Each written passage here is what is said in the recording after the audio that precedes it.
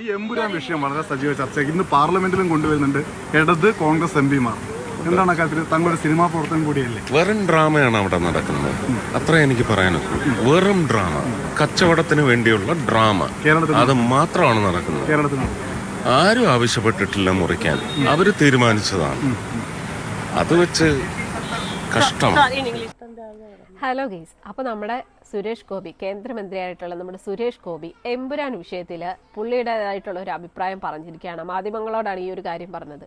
ഇതിൽ അദ്ദേഹം വളരെ വ്യക്തമായിട്ട് പറയുന്നത് ഇതൊക്കെ ഒരു ബിസിനസ് തന്ത്രമാണ്, അതായത് കച്ചവടം, അത് മാത്രമാണ്. ഇപ്പം ഈ ഒരു സിനിമ വലിയ വിവാദമായി. ഒരു സൈഡിൽ കൂടെ നോക്കുകയാണെങ്കിൽ തീർച്ചയായിട്ടും സുരേഷ് ഗോപി പറഞ്ഞത് വളരെ കറക്റ്റായിട്ടുള്ള കാര്യം തന്നെ. ഇതൊക്കെ ഒരു ബിസിനസ് ട്രിക്കാണല്ലേ. കാരണം ഈ ഒരു സിനിമയിൽ ഇങ്ങനെ ഒരു വിവാദം ഉണ്ടാകുമെന്ന് ഓൾറെഡി ഈ സിനിമ നിർമ്മിച്ചവരായിക്കോട്ടെ, ഇതിലുള്ള അണിയറ പ്രവർത്തകർക്ക് എല്ലാവർക്കും അറിയാവുന്നതാണ്. അതിനുള്ള ഒരു എലമെന്റ് അവർ ഇട്ട് കൊടുക്കുന്നു. ആ ഒരു സിനിമ റിലീസായതിനു ശേഷം അവർ വിചാരിച്ച പോലെ തന്നെ അത് വലിയ വിവാദമാകുന്നു. വലിയ വിവാദമായാലും സിനിമ നല്ല കിടിലനായിട്ട് ഓടുന്നുണ്ട്. ഇപ്പം തന്നെ 200 കോടി കടന്നിരിക്കുകയാണ്.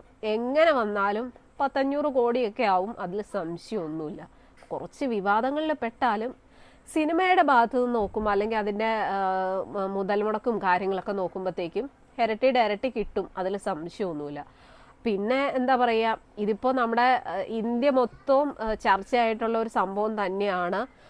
ഇതിലിപ്പോൾ ആ ഒരു സിനിമയിൽ നിന്നുള്ള ഭാഗങ്ങൾ കട്ട് ചെയ്യണമെന്ന് ഒന്നും ആരും തന്നെ ആവശ്യപ്പെട്ടിട്ടില്ല. ഇതിൻ്റെ സിനിമയിലെ എന്താ പറയുക, അതിൻ്റെ ആ ഒരു പ്രവർത്തകർ തന്നെ ആ സിനിമയിലെ കുറേയധികം ഭാഗങ്ങൾ കട്ട് ചെയ്ത് ഇപ്പോൾ വീണ്ടും തിയേറ്ററുകളിൽ എത്തുമെന്നാണ് പറയുന്നത്.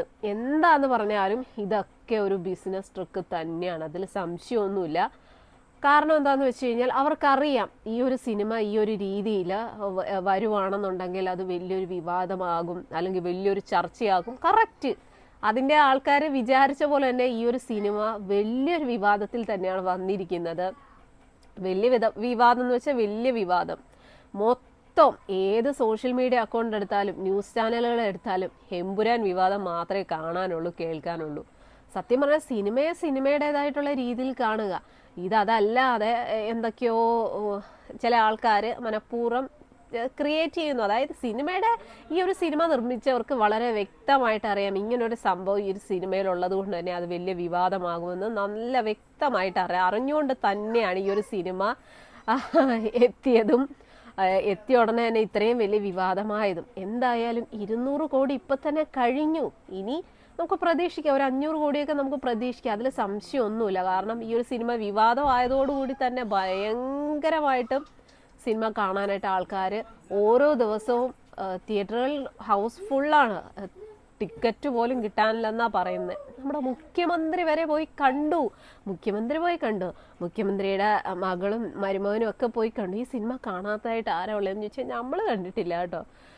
എന്തായാലും എന്തൊക്കെയാണെന്ന് പറഞ്ഞാലും സുരേഷ് ഗോപി സാറ് പറഞ്ഞത്, നമ്മുടെ കേന്ദ്രമന്ത്രി സുരേഷ് ഗോപി പറഞ്ഞത് അച്ചിട്ടാണ്. ഇതൊക്കെ ഒരു ബിസിനസ് ട്രിക്കല്ലേ, കച്ചവടം അത് മാത്രമാണ്.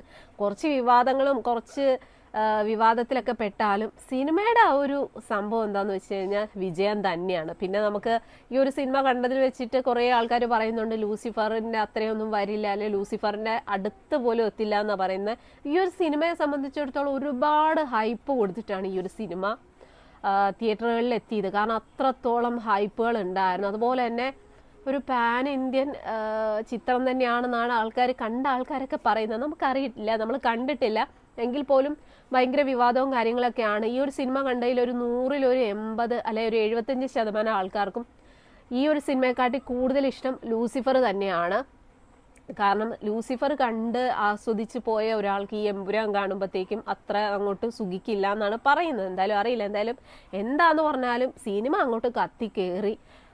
200 കോടി ഇപ്പം കഴിഞ്ഞു. ഇനി ഉടൻ തന്നെ 500 1000 കോടിയൊക്കെ ആകും. എന്താ അല്ലേ, കുറച്ച് വിവാദങ്ങൾ കേട്ടാലെന്താ, സിനിമ വിജയിച്ചില്ലേ, അതുപോരെ, കഷ്ടം തന്നെ.